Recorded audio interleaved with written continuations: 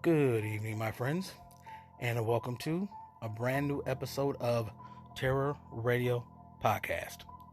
If this is your first time joining me, then welcome. This is a podcast dedicated in bringing you the best of horror and thriller old-time radio broadcasts, as well as original stories. This is your host, Keith, aka the Radio Show Nerd, and tonight's episode is entitled I Hear Voices. And once you hear the selections for tonight, you'll understand why. So without further ado, this is Terror Radio. The two radio shows featured tonight are two of my favorites, but of course I say that every week, The Weird Circle and Lights Out. Our first radio play is an adaptation of Edgar Allan Poe's The Telltale Heart, which is one of his most popular short stories, and has had numerous radio adaptations. In fact, when doing research, I discovered a long list of radio series this show was featured on, ranging from Tales from the Shadow, the CBC Mystery Theater, CBS Radio Mystery Theater, Columbia Workshop, The Hall of Fantasy, Inner Sanctum, Mystery in the Air, Nightfall, and the list goes on. In fact, the adaptation we're going to hear tonight, which was first broadcasted on January 30th, 1944, on the Weird Circle series, was rebroadcasted on April 25th, 1952, for the NBC short story radio series. So, you know the drill. Sit back, turn down the lights, and listen to Telltale Heart.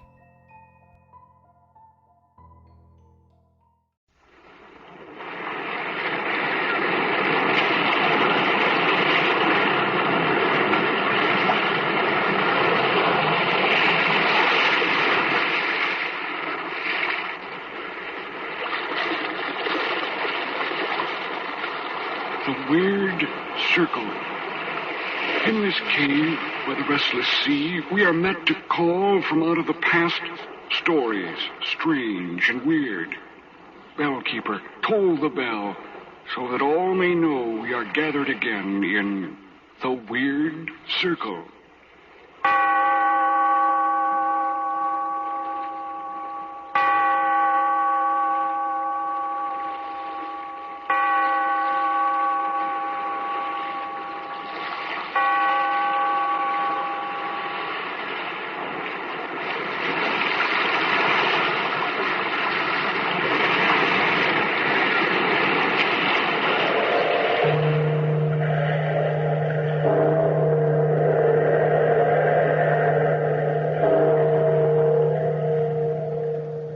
Out of the past, phantoms of a world gone by, speak again the immortal tale, the Telltale Heart.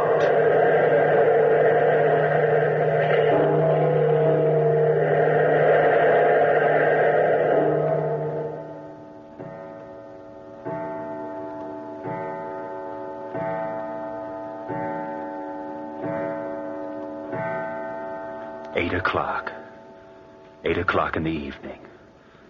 House is quiet. Deathly quiet. My uncle and I have just finished our meager repast in the dining room. Listen. Yes, that's my uncle, walking up and down overhead, pacing the floor. He senses it, too, my nervousness. Every night after dinner, he leaves the dining room and goes upstairs to the second floor, where he paces up and down. And suddenly, his heart begins to beat louder and louder. You can't hear it, but I can. My nervousness has sharpened my senses. Yes, I can hear things no one else can hear.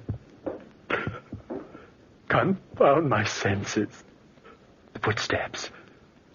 They've stopped. Now he'll walk down the circular stairway and join me here in the parlor. And I'll have to look at him, watch him. That eye. I've nothing against him. But his eye, that huge, distorted eye. If the eye offends thee, pluck it out. Pluck it out. Tortures me at night. I lie in bed and shut my eyes. But that horrible thing peers at me, embedded in my senses. That eye glistens and shimmers. It haunts me. Kill. Kill. I've nothing against him. My uncle, my only relative. The eye. Pluck out the eye. The eye. He's coming, yes, now down the stairs, sniffing as he blinks. The swollen lid covers that eye. Uncle, is that you? Is it me? Of course it is. Who else would it be, Charles? I don't know. Now for a nice hour of relaxation.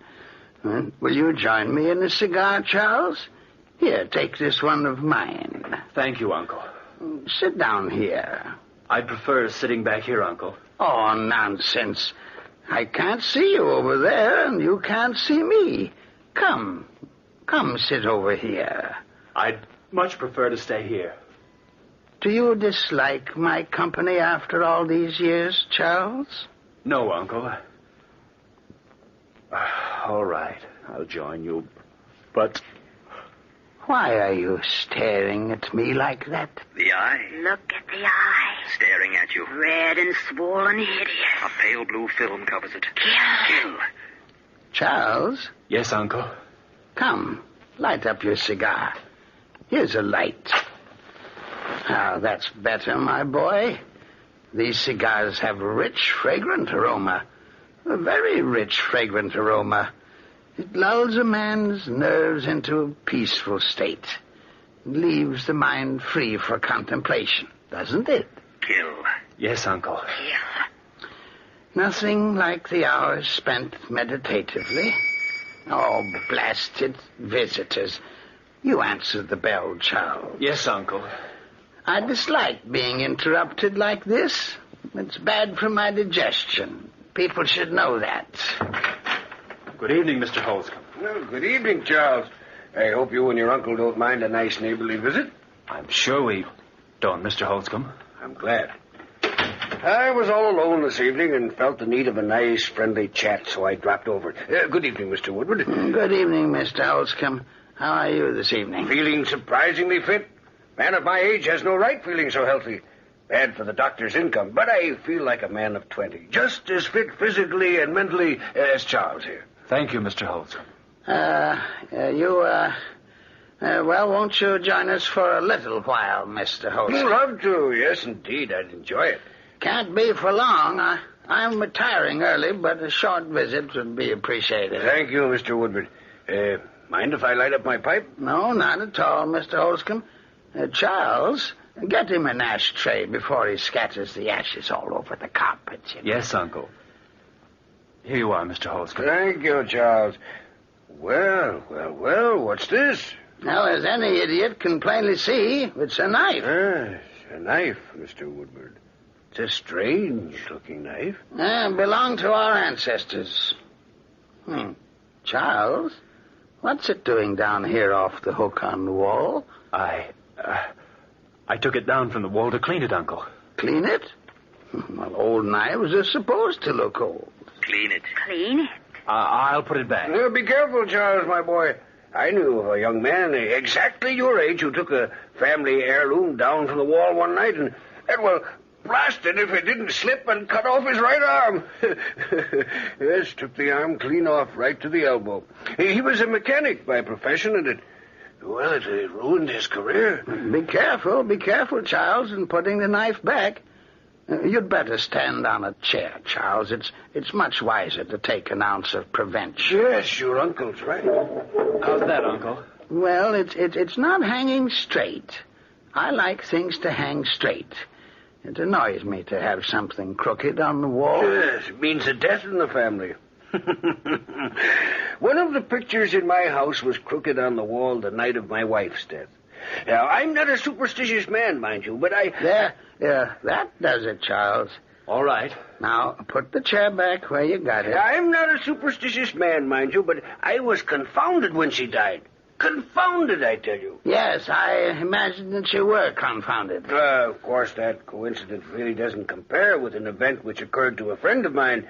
His name was, very common name. What was it? Smith. Peter Smith. Yeah, well, what about Peter Smith? He had a picture on the wall in his home. Well, this picture sidled over on its wire, refusing to stay upright. The picture refused? I swear it's true, Mr. Woodward. Well, I was there, if you don't believe me. Do you know what happened? No, I do not know what happened. Peter Smith died that very night. All right. What time is it, Charles? Almost 9 o'clock, Uncle. 3 more hours. 3 more hours. If thine eye offends thee, pluck it out. It's 9 o'clock. It's almost my bedtime, Mr. Holscomb. Oh, don't mind me, Mr. Woodward. I was about to leave anyway. I see. Look at the knife hanging on the wall. It slipped sideways again. So it has. Anxious? Anxious, Charles. The knife is anxious. Reminds me of Peter Smith's picture. Well, I must be on my way. Don't bother to see me to the door, Charles. I'll find my way out. Good evening, Mr. Woodward. Good evening, Mr. Holscomb.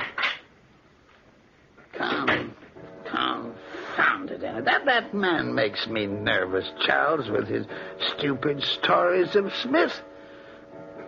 Fix that knife, Charles. Of course, Uncle. I'll fix it right away. I'm tired. I'm going up to bed now. I'll help you up the stairs, Uncle. Help me? Since when do I need help? Well, maybe I do, Dad.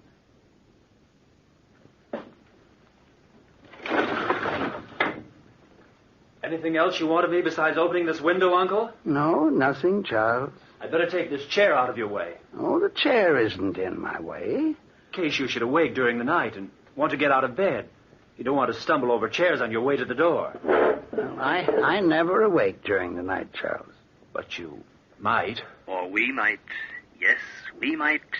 We might creep in here. I might, yes, I might. Oh, I might do anything, my boy. I also might not.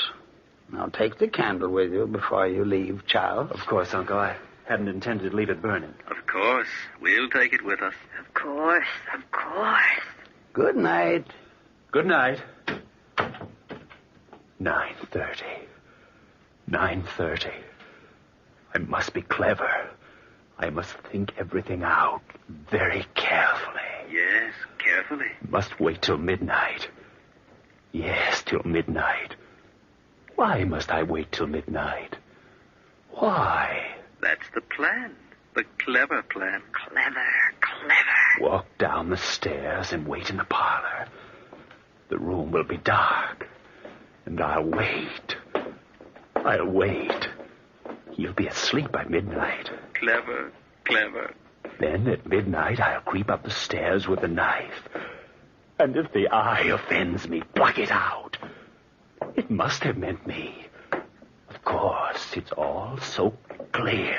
Clear and clever. First thing to do is get the knife. Go into the parlor. Stand on the chair and get the knife. Be careful, Charles. Careful, careful, careful with the chair. You pull up the chair and stand on it, but be careful. I'm always careful. Now I've the knife. What do I do next? What is the plan? Sit and wait. Sit and wait. The doorbell. Who could it be at this hour? This isn't part of my plan. No, not part of my plan. Get rid of them, whoever they are. Get rid of them. Oh, Mr. Holscomb. Sorry to disturb you, Charles, but I left my pipe here. I looked all over my house for the blasted thing before I remembered I'd left it here. Well, it must be in the parlor. Don't bother yourself. I'll get it. It's no bother. Hey, you're trembling, Charlie. Did I frighten you when I rang the bell? Well, I wasn't expecting you. No, not expecting you. Expecting you. I read of a man in the paper who died of fright when his doorbell rang. It was just the other day I read it. Very amusing article, too. But, oh, here's the pipe. Imagine my leaving it behind. Yes, imagine it. Thanks again, Charles. What's this knife doing down here again? It slipped. Slipped again, did it? Well, well, well. Just like the picture at Peter Smith's. Let me know if anything happened. Of course. Of course. Of course. Good night, Charles. Good night, Mr. Holscomb. Now, the plan. The plan to wait. Wait. Wait for midnight. For midnight. Yes, for midnight.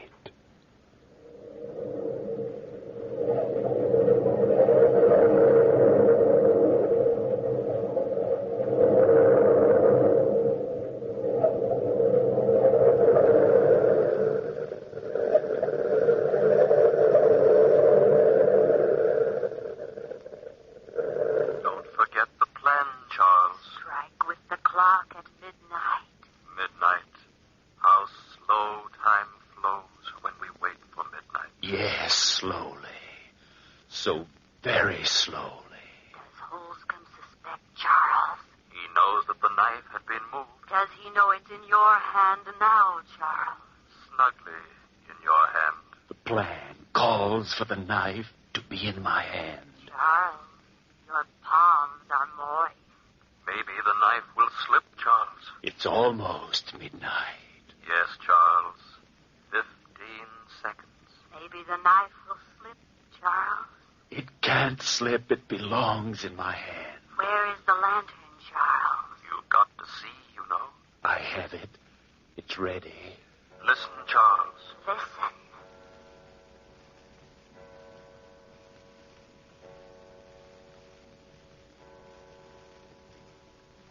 Midnight. 12 midnight. The time has come. Yes, the time has come. Now for the lantern. Light it. Light it. Shut the door of the lantern. No light can escape. None. None. The lantern in one hand, The knife in the other. the knife. The knife. Listen. The house is so quiet. Yes, deathly quiet. I must walk quietly. Listen. Listen. My senses sharpen. Every second makes them sharper.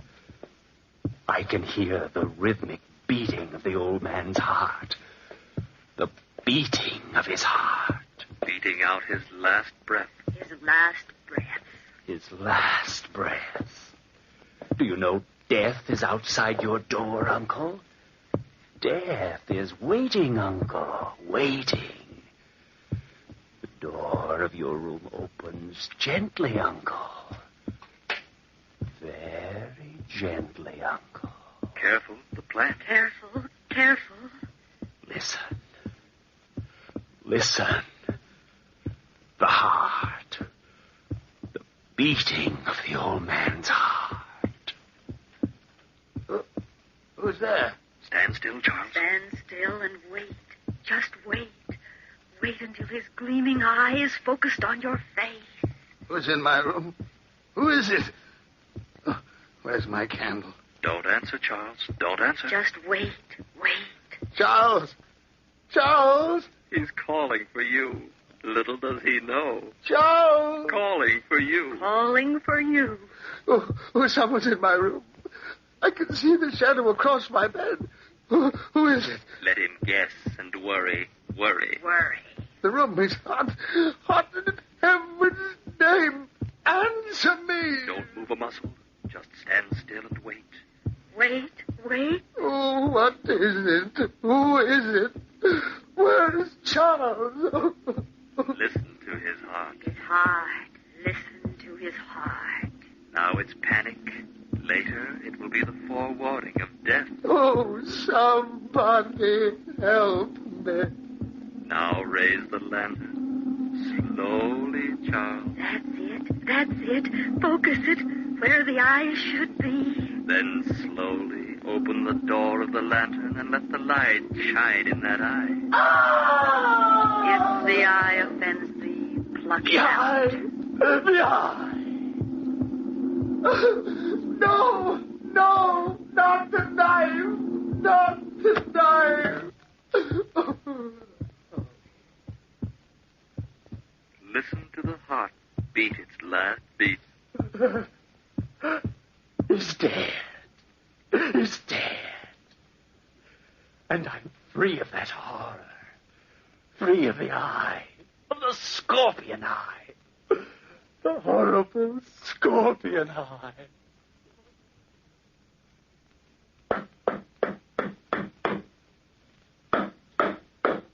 Clever, Charles. Burying the body where no one will ever suspect it to be. Clever. Yes, I am clever. Underneath the floor of the parlor. Underneath the floor in the parlor. Yes, right here beneath me.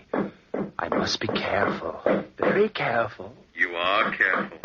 Hammer the nails in straight. The nails are important. Very important. One more nail, and then my job is done. 1, 2. Now what? Oh, yes. Pull the big upholstered chair over the grave. There. And then place the carpet just as it was in front of it. Clever. Yes, I am clever. Very clever. The plan has worked. He's dead. He's dead. And no one knows. No one knows? I've cleaned up his bedroom, scrubbed it, put his clothes away. Not even a bloodstain remains to give me away. Not one? Not one. No trace. No trace at all. You're positive. Of course I'm positive. Clever, Charles. Of course I'm clever. Today I'll tell the neighbors my uncle left for the country. Will they believe you? Of course they'll believe me. Believe you? Believe you? And tomorrow, early tomorrow morning, I'll say I'm leaving to join my uncle in the country. It's so easy. I'll disappear. Disappear completely from the world. Forever from that eye. That huge, distorted eye. So I dropped over to this precinct station, Inspector Gelby, and thought I'd tell you about it. Yes, a very strange story, Mr. Holscomb. You say this old man, Mr. Woodward, has never left town for the baths before? Not for the last 20 years, sir. I've been their neighbor for longer than that, really. And the nephew, Charles Woodward. How did he seem this morning? Very much the same as usual, perhaps a trifle more chipper. Said he was looking forward to joining his uncle at the baths tomorrow. And you're positive this scream you heard last night came from the direction of the Woodward house? Absolutely. I was standing at my window at the time, looking out. It must have been a little past midnight. Suddenly I saw a gleam of light from Mr. Woodward's bedroom, and then the scream. Scream last long? No, but I'm positive no unimportant explanation is behind the scream. It sounds fishy enough, Mr. Holscomb. Certainly no harm in investigating it. The boy is innocent. He'll be glad enough to allow us to search his uncle's bedroom. If he's guilty, well, we'll know in good time. Yes, in very good time. Mind if I go with you? Not at all, not at all. I'd like to have you along, Holscomb. You're always welcome. This isn't a case of idle curiosity, Inspector. It's just that I enjoy collecting these little tales of death and murder. I've made it a life hobby, and I hate to miss an opportunity. Yes, I hate to miss an opportunity.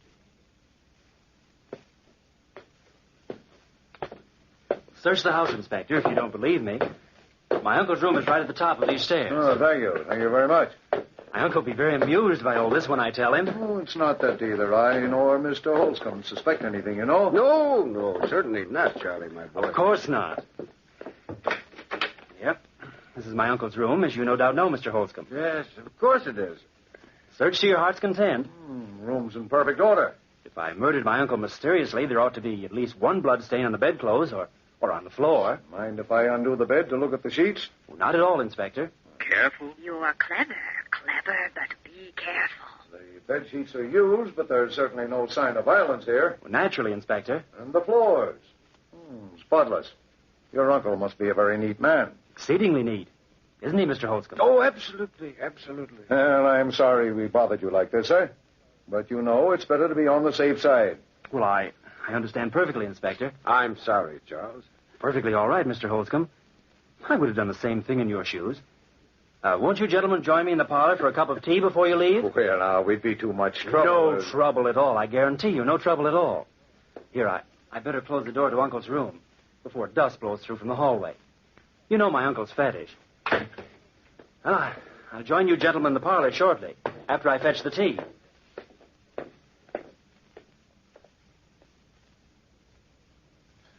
A very amusing story. A very amusing story, Mr. Holmes. I always thought so, Inspector Gilby. You collect stories of crime, don't you, Mr. Holtzcomb? Yes, indeed. I found some prize ones in my day. Yes, I imagine you have. He'd enjoy your story, Charles. Yes, he'd enjoy it. Enjoy it. Pass the sugar, Inspector, please. Huh? Oh, yes, here you are. Listen, Charles. What is it? Listen. Listen. What'd you say, Charles? Nothing. I've a very amusing story about a woman in India. I read it in the paper the other morning just as I was eating some very fine orange marmalade. Listen. Listen. It's the heart, Charles. The old man's heart. The heart. The heart. You can hear it. No. No, it can't be. What can't be? He denies the truth of my story even before I tell it. What about the woman in India? Can it be the beating of the old man's heart? Well, she murdered a rich uncle of hers. Can a man I murdered return to life? It's getting louder and louder. Louder and louder. Why did she murder him? No known motive. They're playing with me. They're both watching me. Watching me. Watching you. Watching you. How did she murder him? Cut him in little pieces and hid him under the flooring in her bedroom. Under the flooring. Under the flooring. Making a mockery of a living horror. They know, Charles. They know. They know, Charles. They know. What's the matter, Charles? He looks ill. Ill? Ill. Make it stop. Make it stop. They're playing with you. Playing with you. No. Watch him, Inspector. He's... Fools. Don't play with me like this. You can hear it. I can see it in your faces. In your evil, grinning faces. You can hear it. The heart. The telltale heart. Returned from death. Admit you can hear it. It's becoming louder and louder. Louder and louder. Louder. Louder. Stop it. Stop it. I admit the deed.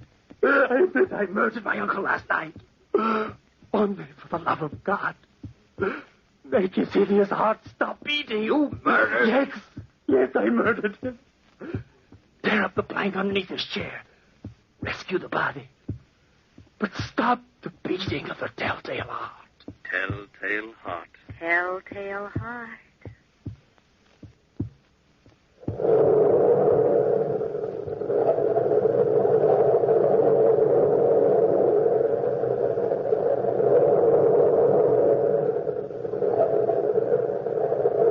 From the time-worn pages of the past, we have brought to you the story, The Telltale Heart. Bellkeeper, hold the bell.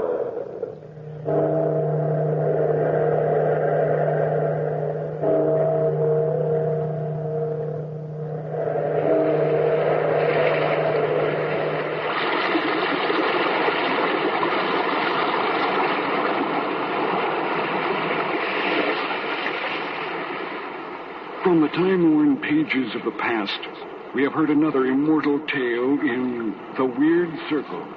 Bellkeeper, toll the bell.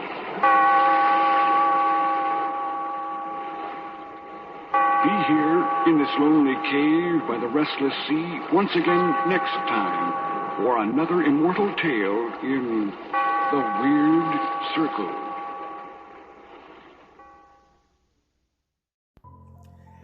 If the eye offends thee, pluck it out. You gotta love it. Now, our next series is the popular Lights Out. And the radio play featured is called The Flame. And it was first broadcasted on March 3rd, 1943. So, you know the drill. Sit back, turn down the lights, and listen to The Flame.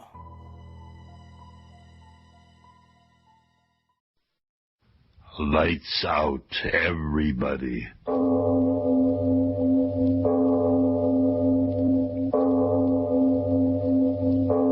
It is later than you think.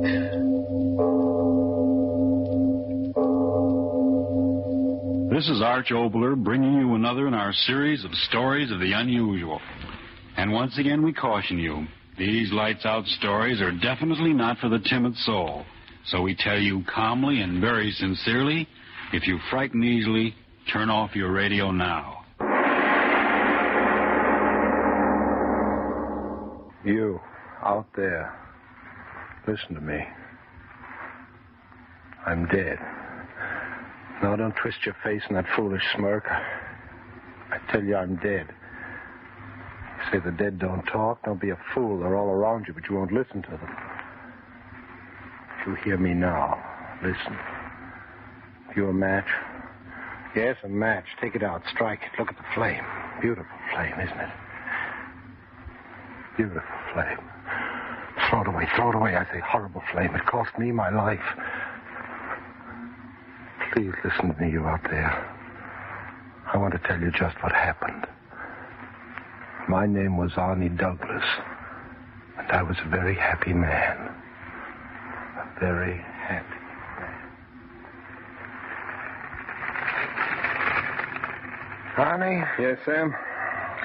You know what I've been thinking about, sitting here in front of the fire? No, Samuel, my friend. I haven't the slightest idea what you were thinking about, blonde or redhead. No, Arnie, I'm serious. I was thinking that you ought to be just about the happiest man in the world. And what made you come to that brilliant deduction? Well, if happiness is based on satisfactions, you have the satisfaction of knowing you have a fine career, all the money you can use. Now, Barbara. Barbara. Yeah. You know, in spite of the fact that she's my sister, I think she's the loveliest girl in town. In the world, Sam. In the world. Listen to the fire. It agrees with you. Or disagrees. Say, talking of fire, reminds me. What? When are you going to grow up? Uh-oh, I think I know what's coming. I should think you would. I don't mind you risking your own neck, but think of Barbara.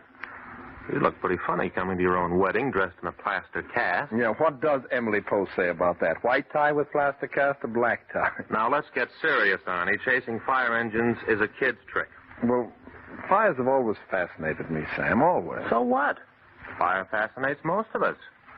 But that doesn't mean we have to jeopardize our lives chasing them all the time. Yes, I suppose it does look foolish, fire chasing, but... Look here, Sam. Don't flames get you? What do you mean? Look in the fireplace. Look at those flames curling around the log. Well? Orange and red, like small living things reaching out for life. Ah. Now look, Sam, that new flame that sprung up right there in the center of the log. Higher, higher. It sings with the joy of living. It's alive, Sam. It's alive. Stop it. What's the matter, Sam? Did I scare you? Oh, but you were talking like a fool. Was I? When the world's full of fools. Other men have said that same thing that I said. What are you raving about now? I said the flame's alive. Others have said that. Whole generations of men. They worship the flame as a living thing, a godlike thing. Can you say that we're any wiser than they? Arnie Douglas, are you out of your mind? I'm talking facts. That flame there. How can you or I or anyone else say that it isn't alive? How do we know it isn't alive? Well, because it's a flame. A flame. Do you know the encyclopedia definition of life? It says life is a living thing moving about. It says it not only moves by itself, but it feeds by itself on other matter. So what? There, that flame. Isn't it moving about by itself? Isn't it feeding on that log? Yes, but Well, then I've proved my point. That flame there fills every requirement of a living thing. Listen, when a man chokes to death, why does he die? Because his air supply is cut off. Exactly. That's just how you kill a flame, by stopping its air supply. Sam, I tell you, I've sat here for hours watching these flames in that fireplace. The more I think about it, the more I'm positive that a flame is a living, breathing entity. Yeah. The more I sit here, the more I realize that you're talking out of your head. Now, come on, get your hat and let's go out and buy a drink. No, wait, Sam. There's something I want to show you. A book I just got. Huh? Well, while you're getting it, do you mind if I throw another piece of wood on this living entity of yours? It's getting chilly in here. No, don't touch that fire. I want it just the way it is. Arnie, there is something wrong with you. No, I'm all right, Sam. Just because a man's curious about the ways of life, must you think there's something wrong with him? Look, Sam, look at this book. Well, what is it? It tells of a race of fire worshippers who lived in medieval times. People who believed that every flame held its own godlike being to be worshipped by us mortals. I still want that drink. In here is a prayer with which these fire worshippers called up the spirit of the flame.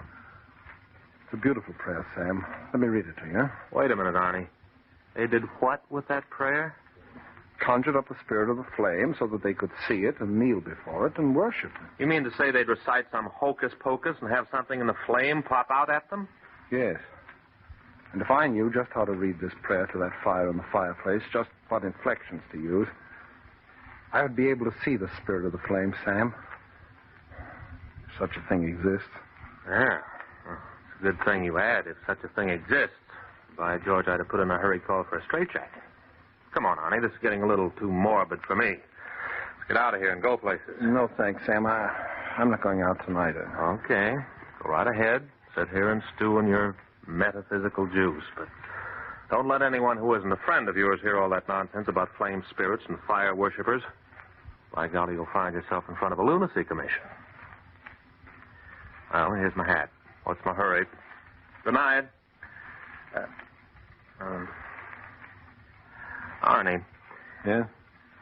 All this nonsense you were talking, you were just kidding me along, weren't you?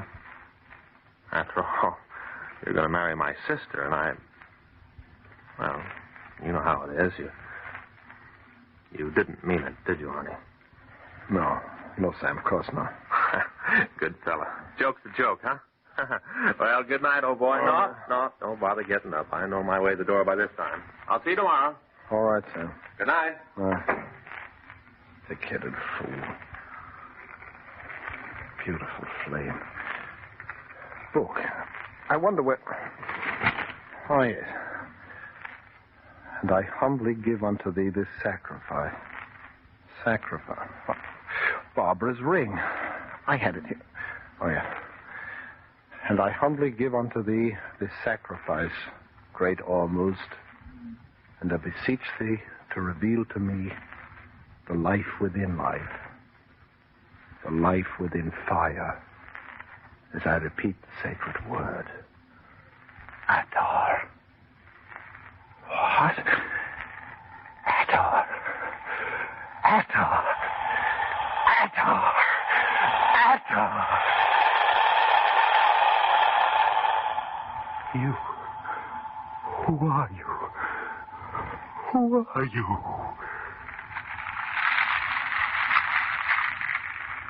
The flame.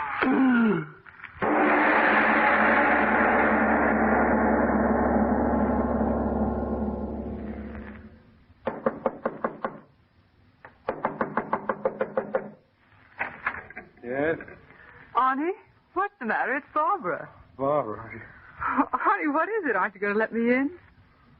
Darling, are you ill? You can't come in, Barbara. You've got to go away, please. You are ill. Stand aside, Arnie. No, Douglas. please. I'm coming in and you can't stop Barbara, me. go away. Please go away. You can't be here. Arnie, what's the matter with you? What's going on here? Nothing. I'll explain it to you sometime. Just go. Go, dearest, please. Absolutely not. There's something wrong here, and I'm not leaving until you tell me what it is. Arnie, your hands. They're all right. Really, they are. Bandages. Burns. Just a few burns. They're all right. Oh, it's so cold in this room, and you're ill. I'll light the fire. No, not fire. As you love me, no fire. Oh, Arnie, darling, what's happened to Barbara, you? listen to me. If you love me, you'll go away. You'll get out of here and you'll never come back. What? You've got to listen to me. This that has happened to me is mine. My horror. Can't hurt you. I won't let it. Too late, love. Too late. Oh. Arnie, what are you looking at? She cannot see me. Only you can see me. Arnie, the air is getting so warm in here. Go away quickly. Too late.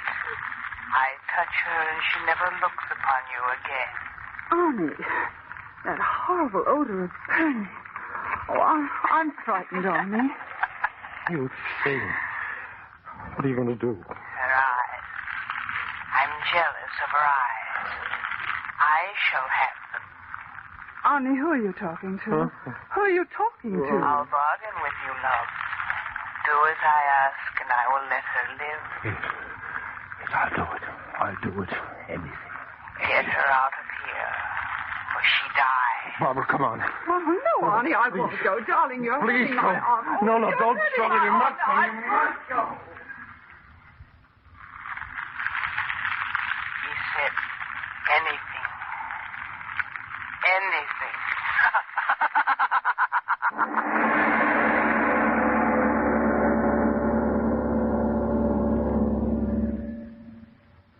All right, Jim. It's your move. Okay, Mac. I'll move when I'm good and ready. Well, what's the use of sitting there staring at the checkers? You've lost anyway. Oh, yeah? Well, now, what do you say to this, you old foghorn? Oh, so you think you're smart, you? Well, now, watch this. Well, for the love of... So you thought you'd beat me here? Well, you'll have to be in the department a longer time to do that, me bucko. How long have you been a fireman, Grogan? Going on 20 years. Well, if this is all there is to it, it's sure a monotonous job. Why, we haven't had a run out of this station in 2 weeks. Now, don't talk like that, Jim. It's bad luck. Oh, what's bad luck about it? You think I joined the department to sit on my tail playing checkers and talking ball scores? I want to do things. What? Shut up. It's a goal. It's a goal.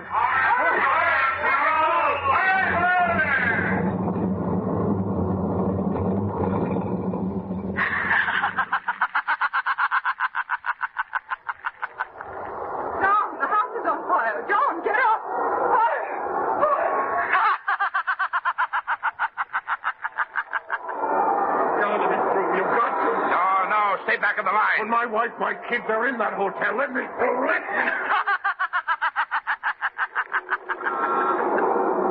block. The whole block's aflame. Can't get me water.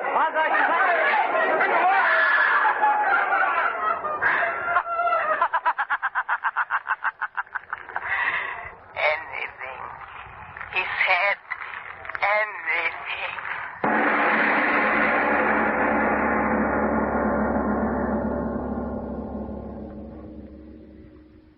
Paper, read all about it. City swept by mysterious fires. 100 killed. Paper, evening paper. 100 dying fires.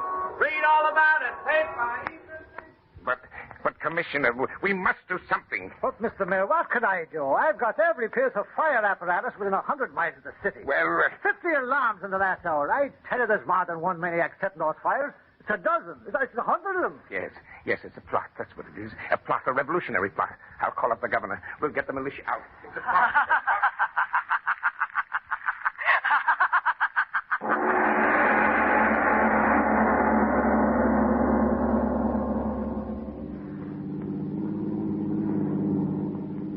Oh, Sam, hurry. Yes. Sam, I'm so worried. Don't get upset, sis. We'll be there soon. What could have happened to him? Not a word since yesterday. You know, I can't believe it yet.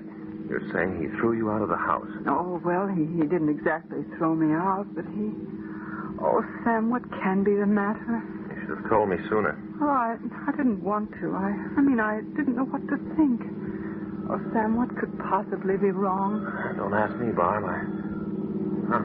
There goes another fire engine. Those terrible fires. It's as if the whole world were coming to an end. It's going to be all right. I heard over the radio. The governor's sending the militia into town. That'll stop those firebugs. Schools and hospitals and hotels. Well, this is it. Yes. And Barb, wait for me. All right, but hurry, Sam. After what you told me, I think I'd better stay right with you. Oh, my poor Arnie. Careful, dear. Steps.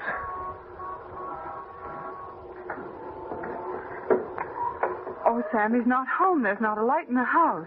Well, let's try anyway. Where's that blasted bell? Oh, it was out of order when I was here. I had to knock. Oh. Wait, Sam. What? The door. By George, it's open. Something is wrong in here. Oh, Sam, I'm frightened. Arnie? Arnie? Are you in there, Arnie? Oh, he is, Sam. I know he is. Why doesn't he answer? Arnie! It's Sam and Barbara. Arnie, are you home? He's sick, Sam. Let's go in quickly. No. You wait out here. No, I'm going with you. All right. It's so dark. I haven't even got a match. Oh, the light switch. I think it was somewhere along this wall. I got it. Wow. Is this room a mess? Oh, Sam, he must be sick. Arnie's always so neat. Quickly, the bedroom. All right. Don't get so excited. But he might be dying. Don't talk nonsense. I'll bet he isn't even here. There. What did I tell you? He isn't even home. Oh. What's the matter? Walls. Why, they're charred. Sam, there's been a fire in here. Oh, no. Well, that's impossible. Oh, Arnie, where are you? What's happened to you? This is unbelievable.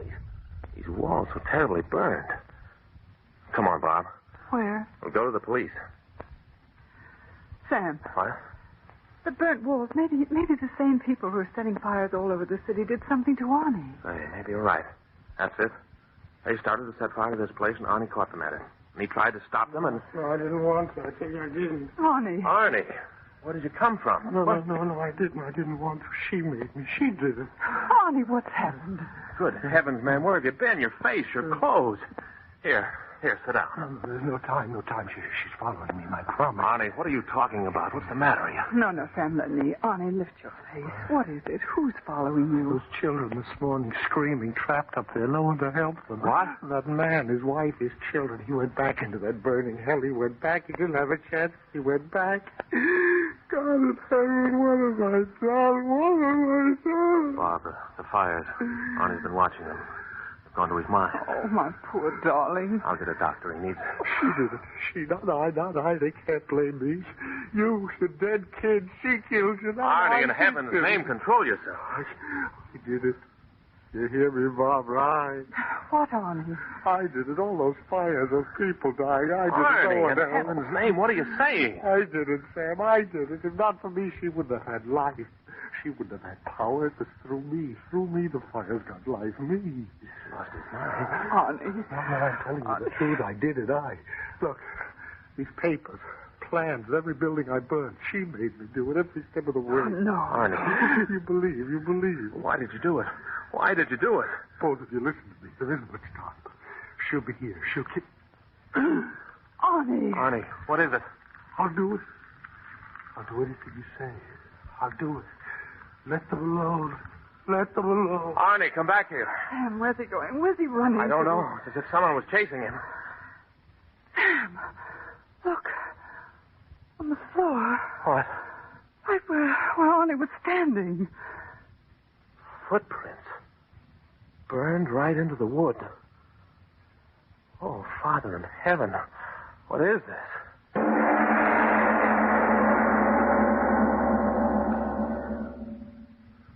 I tell you, Mr. Mayor, I'm telling the truth. Every word I've told you is the truth. My dear young man, the story's preposterous. How about it, Commissioner?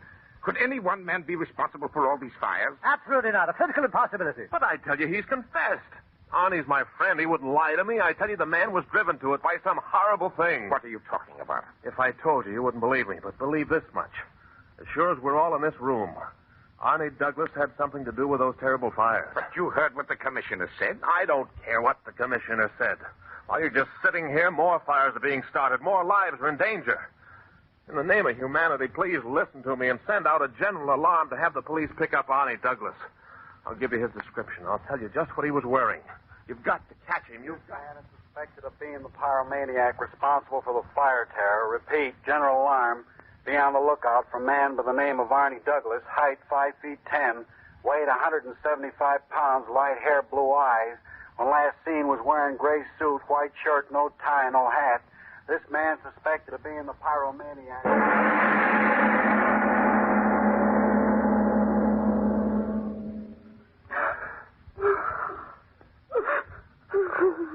Please, Barbara. That won't help any. Arnie, what will they do to him? What Tell me, Sam. Nobody's blaming Arnie. It was some kind of madness, that's all. Those horrible burning footprints. No. Don't talk about them. We never saw them. We just imagined it, that's all. Where have they got Arnie? What are they doing to him? He's in the mayor's office, the fire chief, and about a dozen others. They're questioning him. They don't believe that he himself could have set all those fires. I want to see him. I want to talk to him. Oh, it's a horrible dream that never happened. Wait. The mayor wants to see you in his office right away. All right. Come on, dear. All right. Well, come right in, folks. Mayor Halstead, where's Arnie? Where is he? What have you done with him? Now, young woman, sit right here. Everything's going to be all right. Mr. Mayor, what's happened? Where's Arnie Douglas? Safe and sound, locked up in the next room. What did he say? Why don't you tell us? Oh, he confessed setting the fires all right. Didn't he, Commissioner? Yeah, there's the signed confession, but if you ask me, he didn't mean a thing. Oh, a young fella like that one never could or would set fire to as many places as burned down. I tell you, I don't believe he had a thing to do with it. It's somebody else. Somebody else. You can't hear them talking in the other room, Arnie, my love. But I can. One of them is saying that he doesn't believe you did it, my love. But you did do it, didn't you? Mercy. Have mercy. Yes, my love. I will have mercy. Confessions. You signed confessions. They'll want to lock you away behind iron bars. Oh, but they'll never do that, my love. I'm taking you with me to be part of me. Always. No. Come close to me, beloved. Close. No. Stay away from me. Stay away from me. Stay away! What's that? I don't know. Arnie! It's Arnie! Look, under that door. Smoke, Mother in heaven. There's something burning in there. That young fella. He's locked up in there. Arnie! Let me in. Let me in. The key. Quick. Here's the key. Good. Quickly, Sam. Quickly.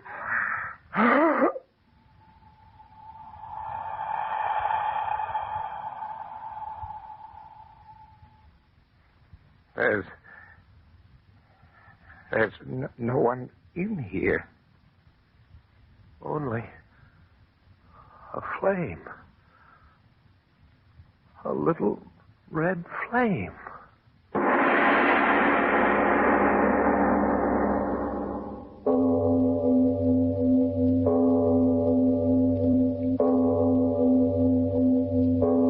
It is later than you think.